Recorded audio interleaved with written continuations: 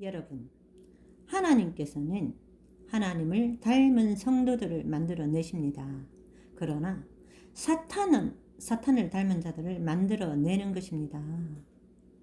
아무리 내가 주님을 사랑한다, 주님을 믿는다 라고 말해도 내 생각과 행동과 성품이 사탄을 닮으면 나는 하나님 편이 아닌 것입니다. 지구에 태어나는 모든 사람들은 누구를 섬길 것인가를 결정해야 합니다. 하나님을 섬기든지 사탄을 섬겨야 되는 것이죠. 그런데 이것이 간단하지 않습니다. 왜요? 왜냐하면 나는 하나님을 섬깁니다. 나는 하나님을 사랑합니다. 말하면서 내 생각과 행동은 사탄을 따라갈 수 있기 때문이죠. 여러분, 많은 사람들이 오늘날 나는 구원받았다. 주께서 나를 구원해 주셨다. 참 좋아하면서 고백합니다. 그런데 하는 행동과 성품은 사탄을 닮은 것입니다. 그래서 오늘날 많은 사람들이 혼돈에 빠지는 것입니다. 여러분, 교회나 교단이 중요한 것이 아닙니다. 지금 내가 누구를 닮아가고 있는가? 그것이 중요한 것입니다. 사탄의 성품을 닮으면 멸망입니다. 자, 호수에 새 한 마리가 있습니다. 그 새는 자기가 백조라고 주장합니다. 그런데 그 깃털을 보면 밤색이에요. 소리를 낼 때 꽥꽥 거립니다. 걸어갈 때 엉덩이를 뒤뚱뒤뚱 거립니다. 그 자태가 고상하지가 않아요. 백조라고 주장하는데 생각하고 행동하는 것은 꼭 오리 같습니다. 자, 그러면 이 새가 무슨 새일까요? 백조입니까? 오리입니까? 여러분, 내가 주장하는 것은 그래서 중요한 것이 아닙니다. 중요한 것은 내 삶의 모습이고 내 성품입니다. 그러면 하나님의 성품을 닮아가려면 어떻게 해야 될까요? 자기를 쳐서 복종해야 되는 것이죠. 나를 낮추는 것. 빌립보서 2장 7절 8절. 오히려 자기를 비워 종의 형체를 가지사 사람들과 같이 되셨고 사람의 모양으로 나타나사 자기를 낮추시고 죽기까지 복종하셨으니 곧 십자가에 죽으심이라.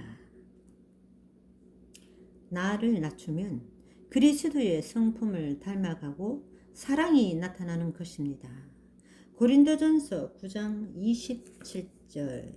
내가 내 몸을 쳐 복종하게 함은 내가 남에게 전파한 후에 자신이 도리어 버림을 당할까 두려워함이로라.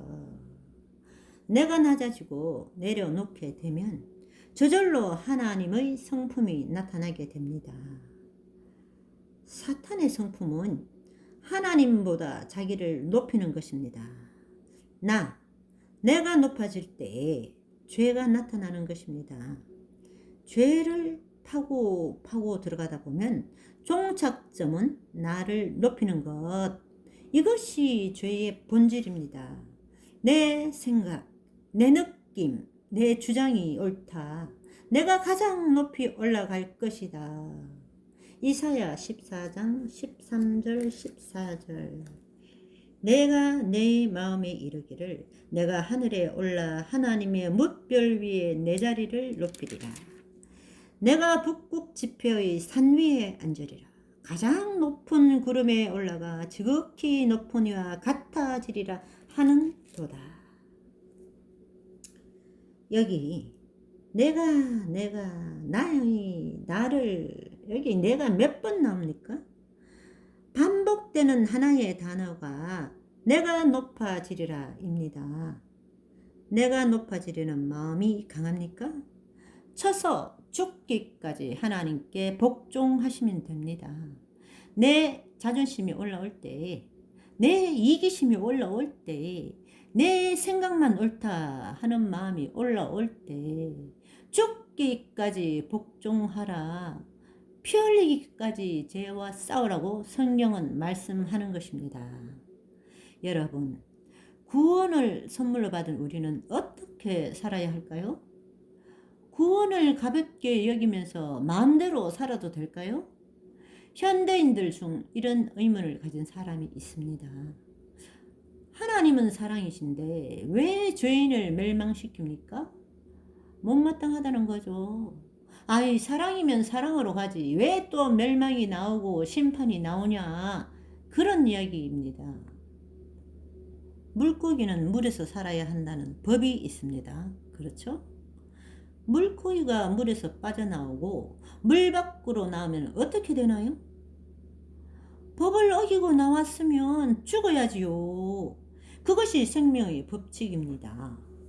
우리가 고압선을 만지면 죽는다는 법칙을 압니다. 그런데 그 고압선을 의도적으로 만지면 어떻게 되나요?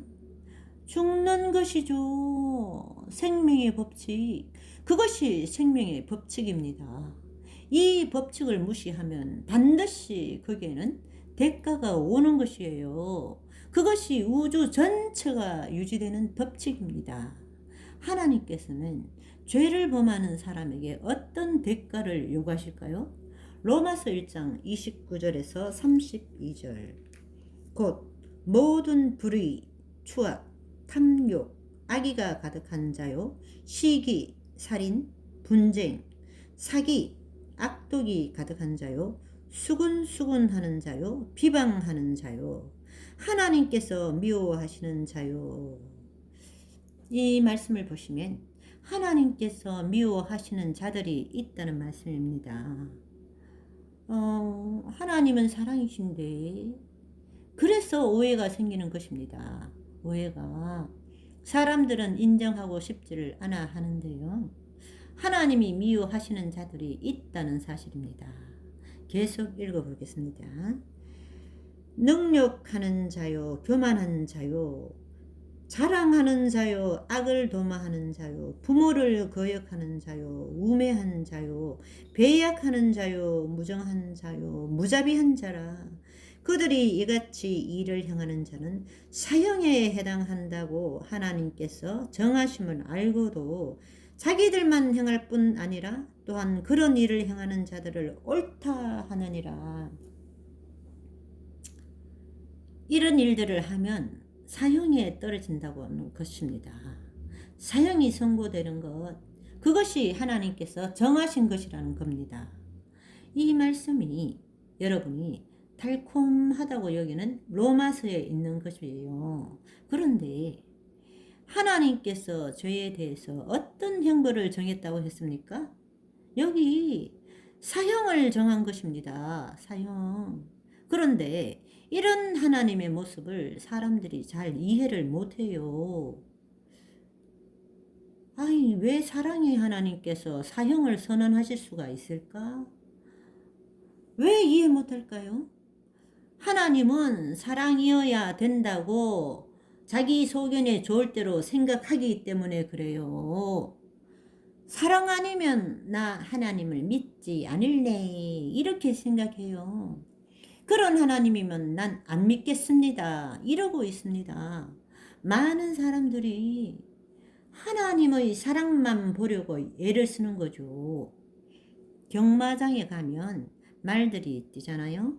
눈에 안대를 해 놓습니다. 한쪽만 보라고 가려놨어요.